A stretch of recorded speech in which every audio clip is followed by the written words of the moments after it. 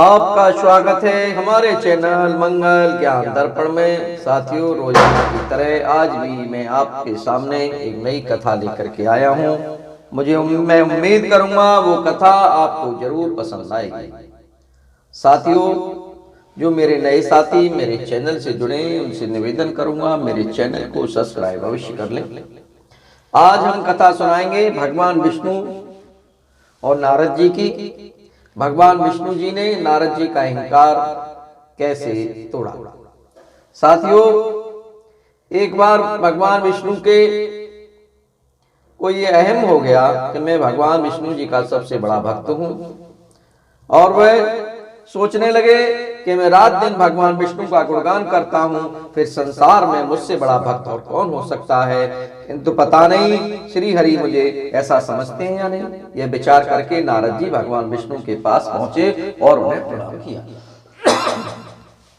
विष्णु जी बोले, आओ नारद, कहो कैसे आना हुआ। नारद जी बोले, भगवान मैं आपसे एक बात पूछने आया हूँ।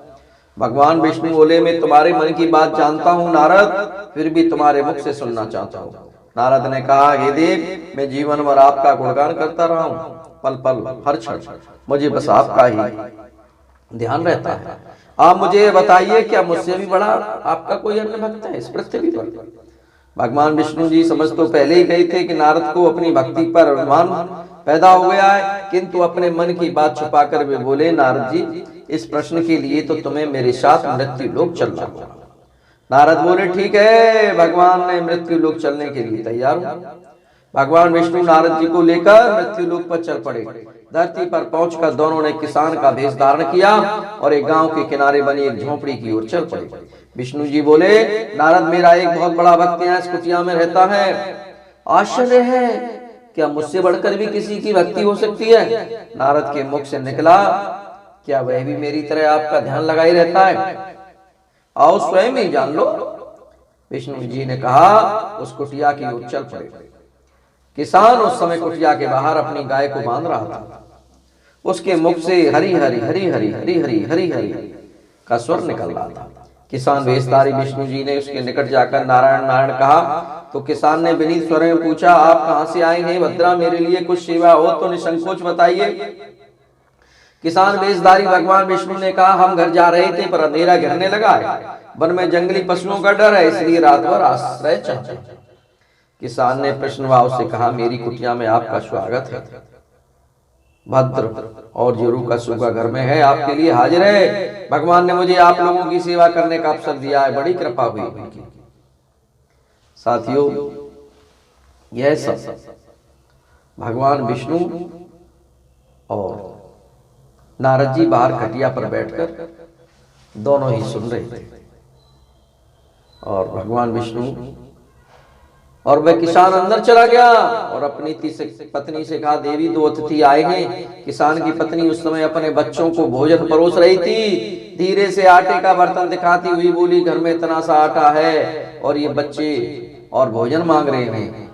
किसान बोला, कोई बात नहीं, हम अतिथियों को भरपेट भोजन करवाते हैं, फिर देखते हैं तुम बच्चों को आज कांजी बनाकर पिला देना। नारद और भगवान विष्णु ने उन दोनों का सारा वार्तालाप सुन लिया। फिर भी परीक्षा के लिए भोजन की थाली पर बैठ गए। जब दोनों भरपेट भोजन कर चुके तो नारद सोचने लगे, सीधा साधा सा इंसान भगवान का सबसे बड़ा भक्त कैसे हो सकता है। श्री हरि ने किसान से और भोजन लाने की फरमाइश कर दी। बोले, मेरा पेट अभी नहीं भरा, क्या और भोजन मिलेगा। किसान रसोई घर में गया और जाकर पत्नी से पूछा, कुछ और भोजन बचा है क्या।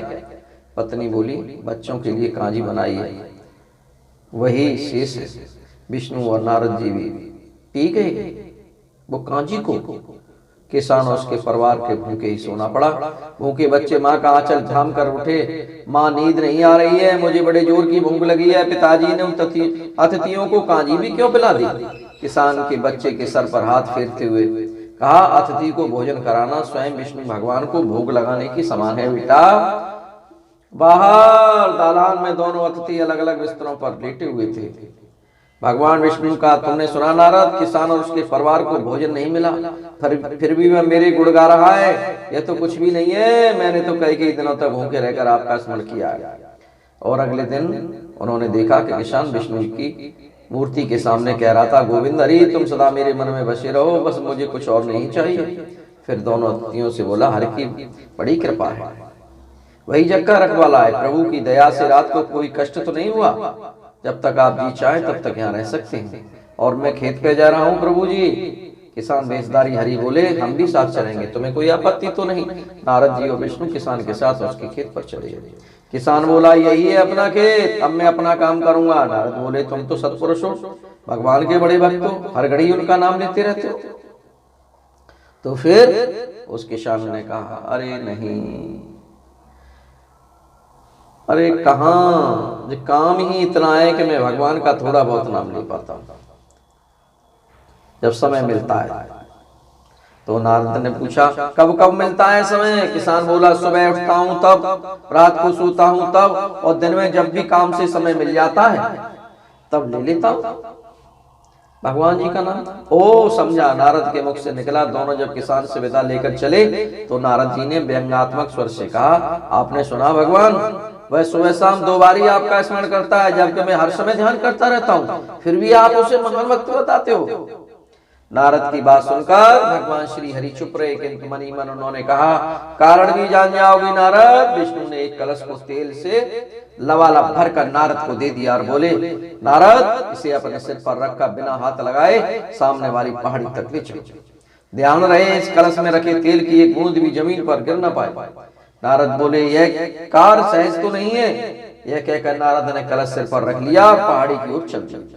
नारद पहाड़ी तक गए और लौट आए। विष्णु बोले, नारद जी ठीक है, अब ये बताओ कितनी दूर जाने और आने में तुमने कितनी बार मेरा स्मरण किया है? नारद जी बोले, एक बार भी नहीं भगवान, करता भी कैसे, मेरा सारा ध्यान तो तेल और कलश की तरफ लगा हुआ था। श्री हरि बोले, तब तुम ही सोचो, यह किसान दिन भर कठिन परिश्रम करता है, फिर भी 2-4 बार मेरा स्मरण जरूर करता है, और तुम एक बार भी मेरा स्मरण नहीं कर पाए। विष्णु की बात सुनकर नारद के अंतर चक्षु खुल गए।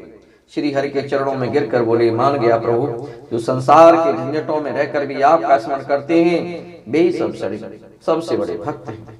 इसी प्रकार सज्जनों, हमें भी अपने काम काज से फुर्सत निकालकर प्रभु का सिमरन जरूर करना चाहिए। और साथियों, भगवान विष्णु ने उस किसान को आशीर्वाद दिया, और वह किसान धीरे धीरे बहुत बड़ा किसान और बहुत बड़ा धन्ना सेठ बन गया।